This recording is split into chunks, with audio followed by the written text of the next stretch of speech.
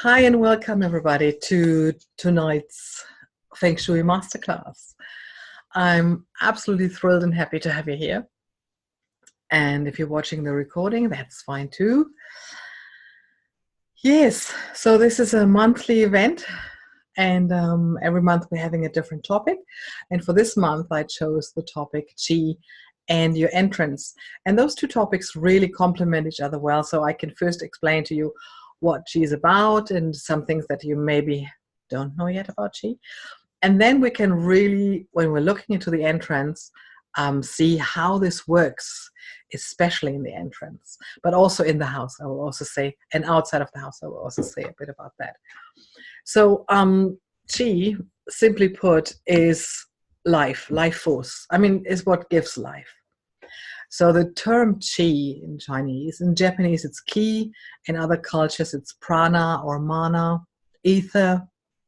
It's all the same, it's all life force. That's all what we're talking about. And a strong life force makes a person more vibrant, more alive. And the same is for the house. So the concept of the life force is in nearly every culture. We find it in nearly every culture, so it's nothing really new, shouldn't be to any of us, and that's fine. So especially in Chinese medicine and in acupuncture, we're talking about Qi, about the meridians, so the Qi is in the meridians, in the body, but we don't have to go that deep into that because we're staying with the Feng Shui. And I explain shortly again, I say Feng Shui, sometimes Feng Shui, same, but different. It's just a different dialect. So whatever you want to say, Feng Shui or Feng Shui, you're more than welcome. I have one friend from South China and she says Feng Shui. So semantics. Okay. So the Qi is everywhere, luckily, because it means that everywhere is life. So there's Qi in the sun, in the water, in people, in our nutrition, and everywhere. So I first want to distinguish, to start with, between Qi for people and Qi for buildings, so that we stay within the topic. So we've got, we're talking about positive Qi now. Later we're looking into the Sha Qi, into the negative, destructive Qi, but at the moment we're looking into the positive Qi. So the personal Qi, for a person, there are 5 different types of Qi. I will write those 5 different types of Qi. You can make notes if you like, but I probably will put that into the email afterwards, don't worry. So we've got the universal Qi, the prenatal Qi, which you are born with. That is stored in your kidney, so they say in traditional Chinese medicine. So this is the Qi that you've been given from your ancestors, from your parents, from the whole process of the pregnancy, the reception, everything, so, and the birth. So this is the prenatal Qi that you've been given. And that is different from person to person. And theoretically, this Qi will last you until day X. We have the second Qi for people. That's the nutritional Qi. That is the earth Qi that comes with your food. This is for your physical body, to nourish your physical body. So the nutritional Qi, the earth Qi, comes, as I said, with the food. So it's really important what kind of food you take into your body.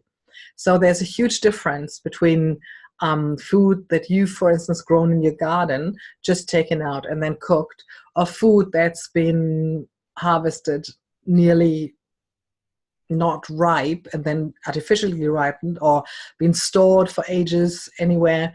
So it loses Qi, of course. So the nutritional Qi in the food that comes with the food is different from how we treat our food, our animals, our plants, whatever we eat.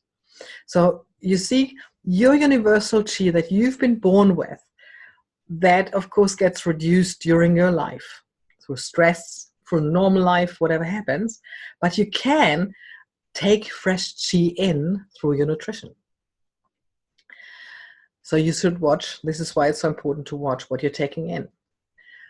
the third form of qi is the breath qi, the pranayama.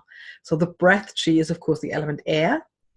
This is for your mental body. So the breath you take in is also very important. I mean, that's easy to say. I mean, I've met a girl the other day, and she's Kiwi, and she's been to China, to Beijing, and she wanted to go there, and she was so excited to go there. And when she came back, she was like, I couldn't breathe. I really couldn't breathe in there. So she really felt firsthand the difference between the breath qi that we have here in New Zealand, which is most of the time just brilliant, especially by the sea, and in an industrial state where, of course, the air is different. It's more polluted, more traffic, and an end. So also with your breath qi, you can take in fresh qi and nourish your body. And this is why in the yoga, for instance, they're doing lots of pranayama, lots of breath work to really encourage your body to take in, to breathe deeply. Same what we do in meditation, same when I do the qi breath. Really breathing deep into the body, not just up here in the chest, but really deep breathing. The fourth qi is the water qi. Same applies to the water, what I said to air. The water that you're taking into your body is important, or the fluids in general, but especially the water. So you can take more qi in your body when you're having better water. So spring water, for instance, pure original spring water is amazing. We went house sitting in a place where they had rainwater, treated through filters, of course, but that water was amazing. It was really amazing. So there is difference, lots of difference within water. Yes, and also when we're house sitting and we're going to different houses, there are some houses where we actually buy water, and then there are houses where we actually just drink the tap water. You just feel the difference. It's just what it is. The fifth and last type of qi is sun qi. That's the fire element, of course. So the sun qi, with the sun, we all feel different, whether the sun's out or not. So it's quite logical that we have these different types of qi as people, as a person, how we can nourish our qi, how we can nourish our soul also through all those elements, the water, the air, the sun, which is the fire, and the earth. So all these different types of qi, they, of course, the nutrients in there, the oxygen in the air, they nourish us, and it also helps us with our emotions, with our dreams in life, and with the positive thinking. Especially with the sun, it has a huge influence on our well-being. And of course, since living in New Zealand, there is an overdose in sun, and even on a day like today, you wouldn't want to be too long in the sun.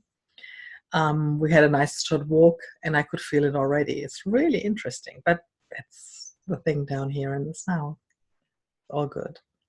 So the personal qi that you bring, so you also know about qi in your body and what to do with your body.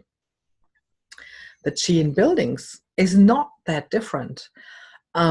We have a kind of prenatal qi in a house or a flat, as we have, of course, there are predecessors. People have lived, unless we're building a new house, but if we're renting, or if we're house sitting, or if we are buying an existing house, there is qi from the past in the house. So this is why, one of the more natural things is the housewarming party, because you're bringing good friends in, you're having good food, you're having a party, you're having a really good mood. So a housewarming party is actually a good thing to throw out the old qi of whoever lived in there before and bring in your qi. So it's really interesting being in housewarming parties. And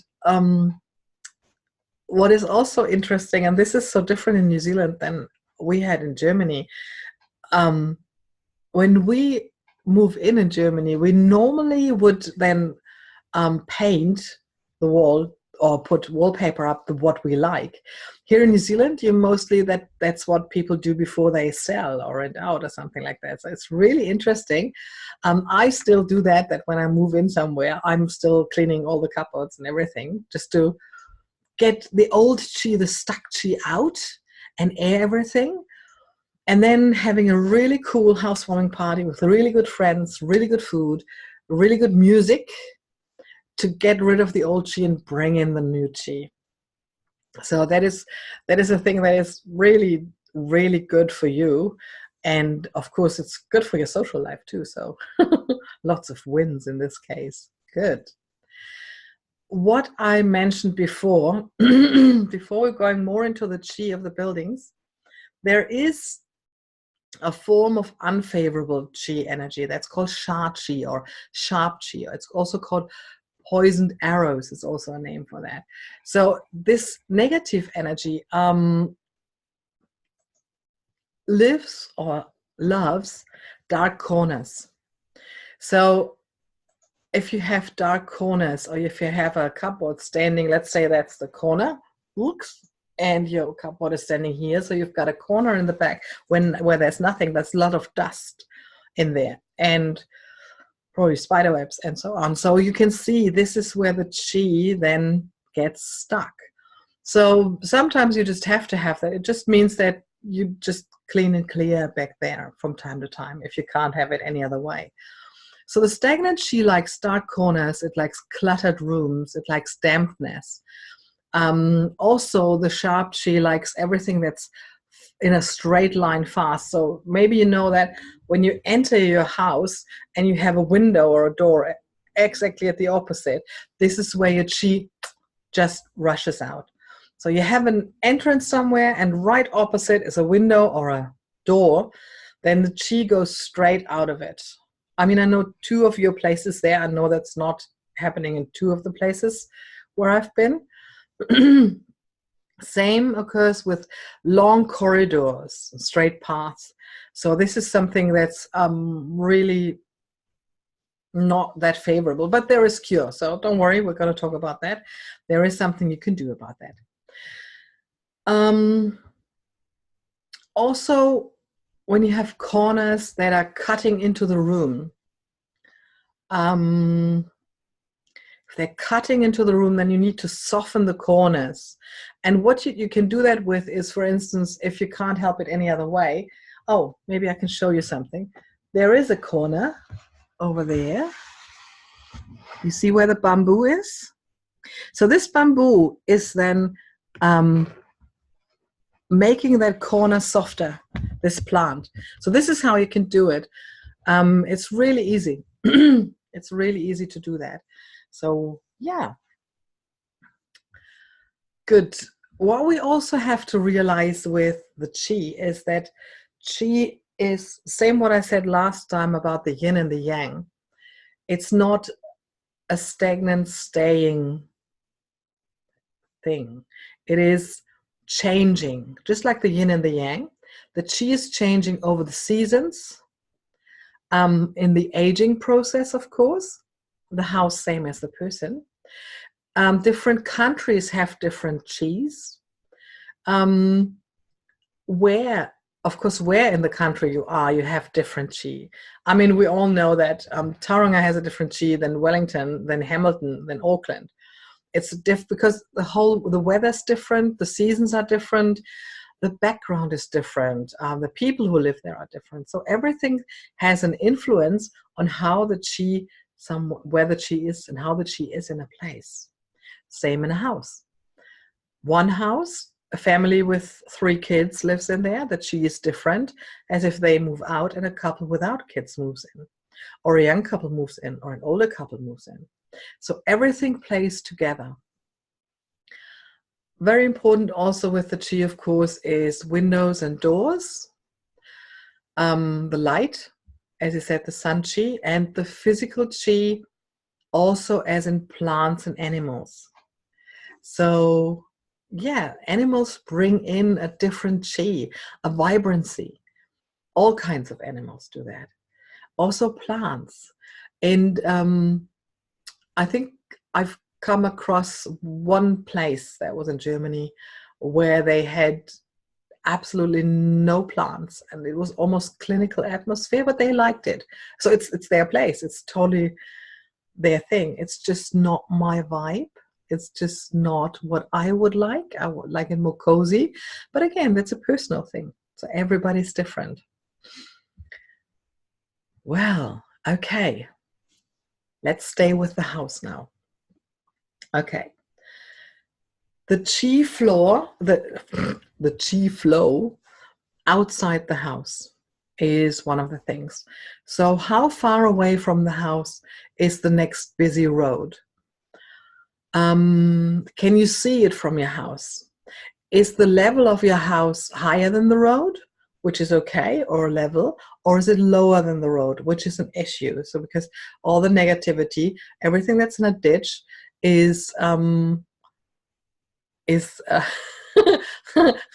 again, in your case it's different.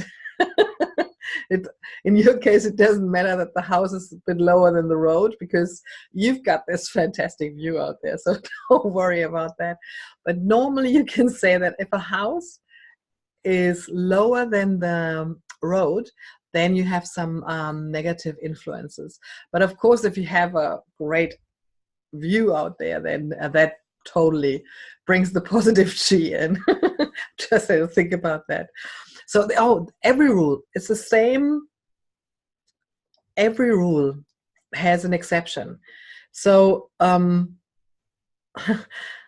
remember in Germany, it was still, I did a course, and somebody said that she didn't like her house anymore. And I asked her why. And she said, yeah, she read in a book that a house out of concrete has lots of negativity. And I said, okay, did you like your house before? And she said, yes. And so I said, well, then throw away the book and keep the house. So it doesn't really mean if a book says something, or if the rule is that this is a negative thing, it can be that this, in your case, it isn't. Ask your local Feng Shui consultant or Google it. I mean, with the internet, it's all out there. So only fix it if it's something that you want to be fixed. So don't be too hard on yourself on that. So the flow outside the house, just look where the road is. How much green do you have there, as in fresh air chi? How much sun do you get from the outside? Is it balanced? So really look into these things. What's the chi flow outside the house? How easy is it accessible? All these things. Inside the house, how to place the furniture. There's one principle about the chi that we just have to, we will feel the difference. It's the so-called caveman principle. Back in the days when we still lived in caves, I don't really remember, it's a long time ago, we would always then sit in the back of the cave, and then so we could watch the entrance, so that we could see whenever the saber-toothed tiger or the bear comes in, we have more time to react. I mean, I don't know if it would have helped then, but we felt much more secure and safe.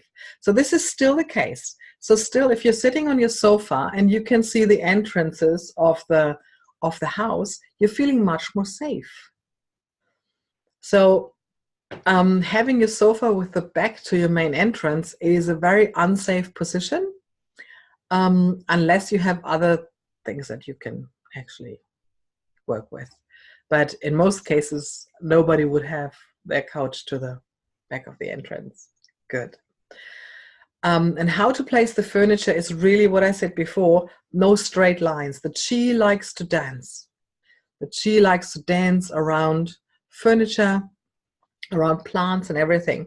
So if your house is organized all in straight lines, like long corridors, then you will have chi entering and exiting pretty fast.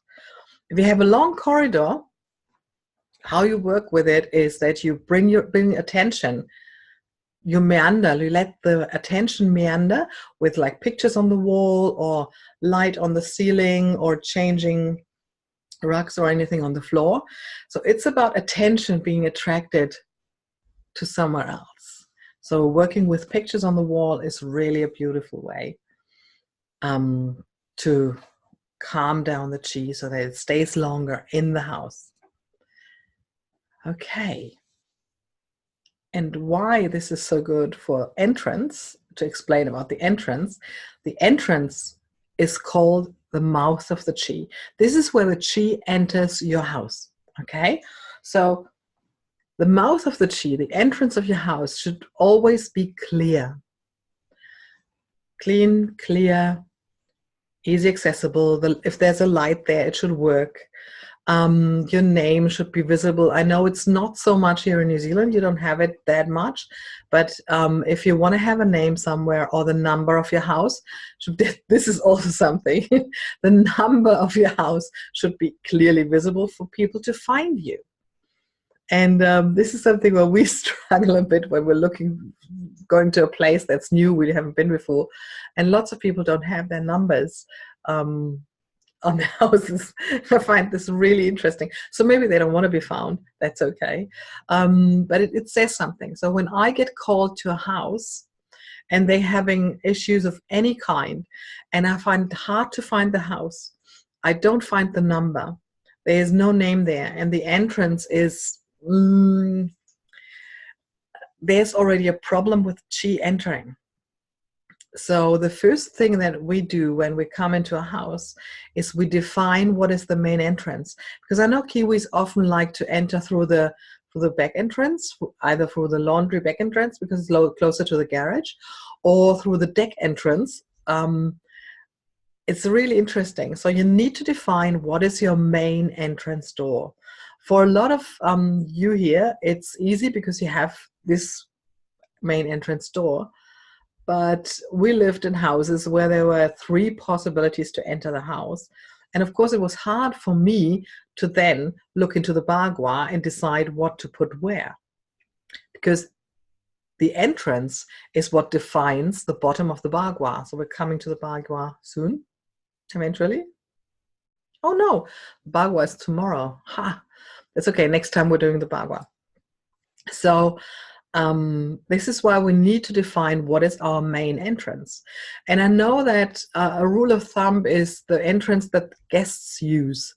But this is where Kiwis then say, well, what do you mean guests? As in dear friends, they will always come around the deck side, or, it's not that easy. So you need to define what is your main entrance. And from there, you can then define everything else in your house. So the mouth of chi should showcase who you are. Is it clear? Is it friendly? Is it narrow? Is it dark? So it defines, it makes clear when I'm called to a house what's happening here. Is there a problem with chi or not? So I had a house last week where definitely it was visible that there's a problem with chi, and we just didn't work on anything else but the chi floor in that house. So everything else like bagua and flying stars or anything didn't even go there, because she definitely had a problem with chi. So yes, trash bins. They have to be somewhere, don't they? But it's always nicer if they're not straight visible right by the door. Again, chi. So your entrance is now clear. It's nice and wide. It has maybe some plants, guiding plants on the right and on the left side if you want to, if you can, if you have the place. That's beautiful and it's fresh. And yeah, so you then open the door, and from the entrance you should then see whatever it is you see that defines the next step in the house. So sometimes you see a staircase going up or going down. That means in the Feng Shui that this house brings a little bit more trouble than it needs to have. It's a little bit harder to get into the house than it needs to be. If you have a door or a window right opposite of your entrance door inside, it means that the chi can flow out really quick. But you can easily mend that with a nice little coffee table or furniture in between those two, or a nice lamp hanging from the ceiling. It's really, we can mend that. It is difficult, but not impossible. One of the things that you shouldn't have is seeing your toilet from the entrance door, because that is considered very, very bad luck, because you lose money in the toilet and all the things you were reminded of. So the first thing that your guests see is, yeah, okay, bit odd. Also, if you have opposite the entrance a mirror, that's throwing the guests and the chi right out again. So these are the few things that you should not have in your home across the entrance. Good. So make your entrance always a beautiful experience, a welcoming experience. I mean, you use it probably too. So isn't it nicer to come home to a nice entrance, vibrant, full of chi, and yeah, inviting. This is how your entrance should be. So you can use plants, light, chimes, fountains, crystals. Just play with it, whatever you like. And yeah, I find it really nicer when I come home to have an easy way in. In the house where we're at the moment, the steps are a little bit high, so it's not that easy to get in, and also not that easy to get out. But that's okay. It's just, if you know it, that's another thing in the Feng Shui. If you're aware of what is happening, it's already half as bad. Because if you are aware that, okay, the chi isn't not that easy in that house, maybe it's flowing a little bit too quick, then you can dim it down. If you remember last time we were talking about yin and yang. So if you have a house, for instance, where the chi is going straight through, or where there's a street, busy street in front of you, you can then work with more yin elements to tone that quick chi down. If you're having a house that's a little bit below the street surface, so it's more yin-y, then you can actually bring the yang more in. I personally would bring the yang in outside the house more, because inside the house, depending on your situation, it's always hard to say, but enhancing the yang in a house is always, be careful with it, but enhancing the yang outside a house, I think, is a really nice thing to do if there is a chi issue around the house. Okay. Visible address, yes, please. I said that before. You want to be found, and you also want to be found by the chi. So all of these factors, your personal chi that you have and the chi of your house, plays together in life. So if your personal chi is a little bit low at the moment, then you probably may want to have your house also have a bit of lower chi, because that's how you feel. So the danger is then that your house, your inside, also goes energy low because you feel energy low,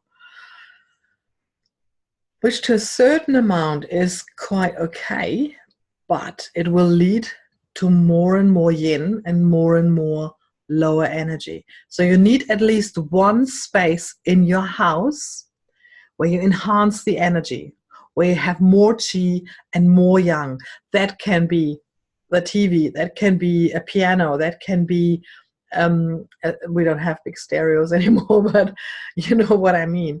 That can be a corner full of plants, and I mean young plants, like that look like fountains, for instance. Colors. So you can have one place in your house that is really has a strong yang. It can be your kitchen. I've seen red kitchens that are amazing. They are really amazing and vibrant. And you will then feel that sometimes you feel not so attracted to that place that's so young, because you need more yin. So you more your cushions and your couch. And that's just, those days are normal. But just always look for the balance. And you can always feel where the chi is lacking, because in a place rich of chi, it's healthy, it's vital, You will have butterflies dancing, for instance. You will have the plants are growing. So if I come to a place where there are dead plants everywhere, I also know, whoops, okay, we have to enhance the chi. Something's happening there.